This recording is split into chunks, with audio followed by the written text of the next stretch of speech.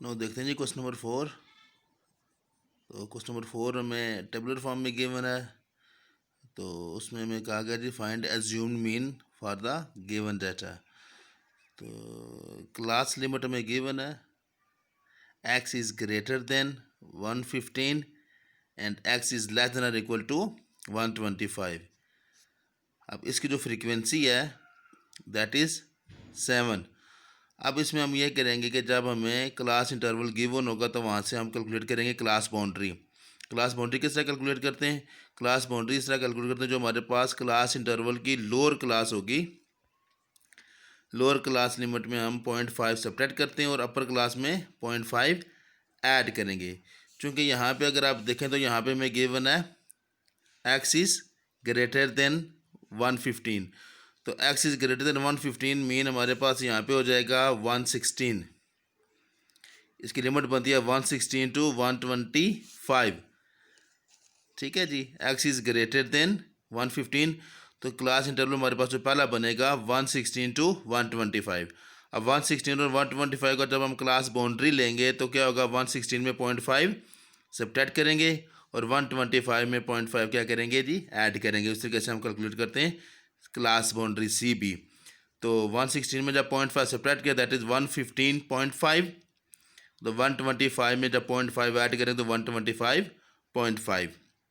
Same is the case with next one, x is greater then 126। तो x greater than 126, यहाँ पे interval कौन सा बनेगा इसका, जब x ग्रेटर देन 125 होगा तो मीन होगा जी 126 to and x is less than or equal to जी, ये अब देखिए 135 is greater than or equal to 135। तो चूंकि यहाँ पे इक्वलिटी का भी यूज़ होगा तो वो हम लिखेंगे जी 135। तो ये इसका हमारे पास बन जाएगा इंटरवल। तो बिल्कुल इसका भी हम क्या करेंगे, जब क्लास बाउंड्री लेंगे तो लोअर क्लास बाउंड्री 126 लोअर है और 135 अपर क्लास लिमिट है। तो लोअर क्लास लिमिट में 0.5 सब्ट्रैक्ट करेंगे और अपर वाली में 0.5 ऐड करेंगे। तो क्लास बाउंड्री हमारे पास हो जाएगी 125.5 टू 135.5। बाकी भी बिल्कुल इसी तरीके से हम इन सब की क्या करेंगे जी, क्लास बाउंड्री लेंगे। फिर इसके बाद हमने लेना है इसका मिड पॉइंट, क्लास इंटरवल का मिड पॉइंट। तो मिड पॉइंट किस तरह कैलकुलेट करेंगे, मिड पॉइंट हम कैलकुलेट करते हैं lower class limit plus upper class limit divided by 2।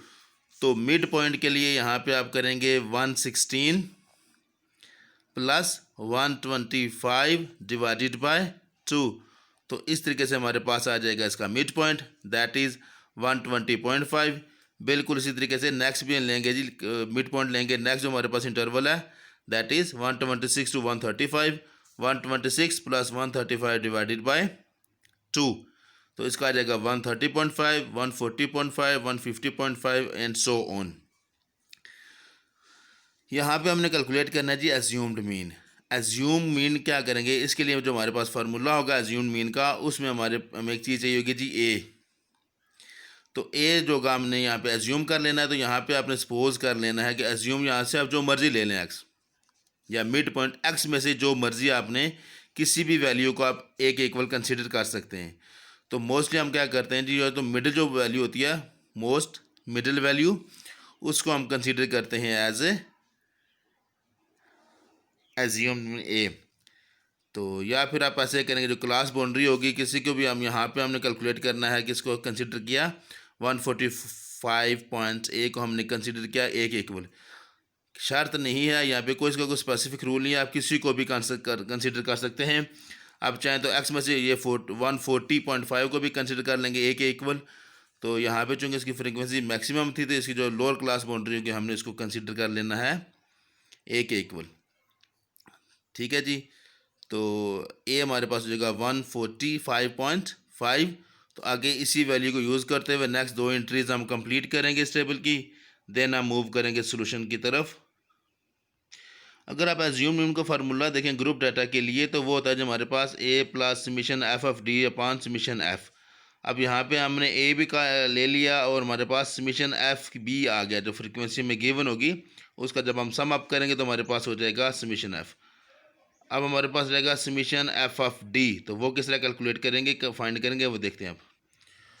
तो डी जो हम लेते हैं यहाँ पे वो होता है जी एक्स माइनस ए एक्स जो हमारे पास इसका मिड पॉइंट आएगा, उसमें जो हमने एक कंसिडर किया उसको सब्ट्रैक्ट करेंगे, तो एक्स माइनस से हमारे पास फर्स्ट के लिए हो जाएगा 120.5 माइनस 145.5, तो ये हो जाएगा हमारे पास -25।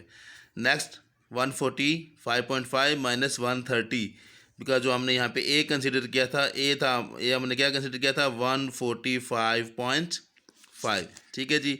तो 145.5 माइनस 130.5 तो हमारे पास आ जाएगा -15। बिल्कुल इसी तरीके से नेक्स्ट भी डिफरेंस लेंगे तो ये हमारे पास आ जाएगा डी। तो एंड पे हम क्या करेंगे, डी आ गया। देन हमें फार्मूले के लिए चाहिए था एफ ऑफ डी। एफ जो हमारे पास फ्रीक्वेंसी गिवन थी, फ्रीक्वेंसी को और डी की वैल्यू करेंगे मल्टीप्लाई, तो हमारे पास आ जाएगा F of D. F D हम कैलकुलेट करेंगे, देन एफ डी को हम करेंगे सम अप, समीशन सम लेंगे इसको, तो हमारे पास आ जाएगा -70। तो यही हम मूव करते हैं नेक्स्ट फार्मूले की तरफ, और एज्यूम्ड मीन का फार्मूला हमारे पास होगा A plus summation F of D by summation F. A हमने कंसिडर किया था 145.5 minus F of D. F of D जो हमारे पास था वो था हमारे पास -70/70। अब 70/70 जब हम कैंसिल करें तो हमारे पास यहाँ पे बच जाएगा 1। Then 145.5 minus 1 that is equal to 144.5। So this is our assumed mean. ये है हमारे पास, कैलकुलेट करेंगे assumed mean for group data.